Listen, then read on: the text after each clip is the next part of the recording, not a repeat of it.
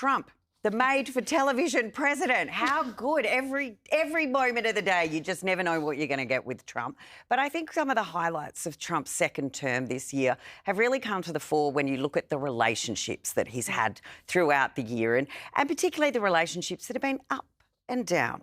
Whether you've got his relationship, you know, his classic relationship with Musk, the absolute bromance of the century that ended with a breakup that is just of epic proportions. I mean, it was a thing of beauty to look at those two go through this bromance together, the appointment to Doge, how they built that relationship and were so close in every facet. There he was, Elon Musk with his kids in the kid with I think that his name's like letters or something, with an odd number thrown in or whatever, but in the Oval Office with Trump. And then the next thing, Musk is referring to the Epstein files. I mean, it was just a breakup of epic proportions, divorce lawyers' dreams.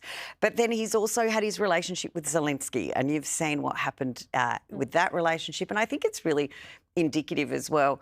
The relationships that we think and we guess would be strong with Trump quite often go the other way. And then you've got him having a go at Kevin Rudd, which I think was one of the highlights. Andrew Clennell, you did really well on that question. I think we might have a clip of that we can show you just to refresh your memory. Concern in Australia that it's taken 9 months to get this meeting. Have you had any concerns with this administration, with its stance on Palestine, climate change, or even things the ambassador said about you in the past, the Australian ambassador? I don't know anything about him. I mean, if he said bad, then maybe he'll like to apologize. I really don't know. Did an ambassador say something bad about him? Don't tell me. I don't know. Where is he? Is he still working for you? Yeah. You said bad?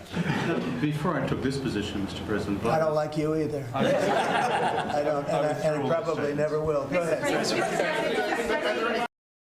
But, you know, we then hear that, you know, all is now well between Trump and Rudd. But I think the new governor of New York, or mayor of New York, Mandami, I think we all expected that to be quite a tumultuous meeting. Yet there was all the love in the room there. It's just bizarre how these relationships work with Trump. Yeah, it really is. And I mean, I think that Rudd-Trump moment is going to be one of the moments that defines 2025, because you can't script this stuff. You just, it's truly mind-blowing. And just to then watch reality TV. And to watch Kevin Rudd's face, like you almost feel bad for him and then you don't. And then you're like, oh, well, that's not my problem. But the Zoran stuff as well. When you think, oh, they're going to have this terrible relationship, we have another grab from that meeting, and it surprised everyone.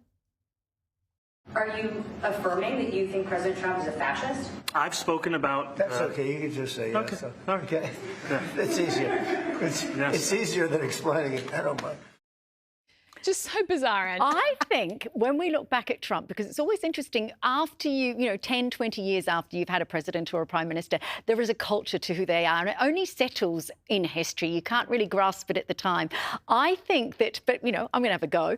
I think that when we look back at Trump, what we will actually appreciate is how amusing and unpredictable he was. Look, there's things I don't want for him to stay. I don't want us to have the language that he uses. I don't want the kind of basicness of, you know, you did bad. You know, it's really not adding to our vernacular, and I would like some more sophistication. But as to the Elon Musk and the Trump partnership, it was risk-taking. It was energetic. Yeah, we called it a bromance, but things happened. Doge was an interesting proposition. It was filtered around the rest of the globe. You know, the fact he can have a relationship or a friendship with the New York mayor who's a socialist, that says to me that he's a man at times that can really open up the agenda, not go the way that we think he's going to go. And then you look at the work he's done in the Middle East. It has been astonishing. So you look at the relationships, and then you look at the work, and it'll be really interesting in 10 years' time to look back. You know, you look at Bush, you look at Clinton, you look at Obama, and they all stand for something. Quite often they stand for failures. In Obama's case, of course, with issues around healthcare, it didn't push through some of the things that he so badly wanted. When we measure Trump, I'm sure there will be a smile at the bottom of the paperwork with a smiley face, because he at least has amused. Yeah.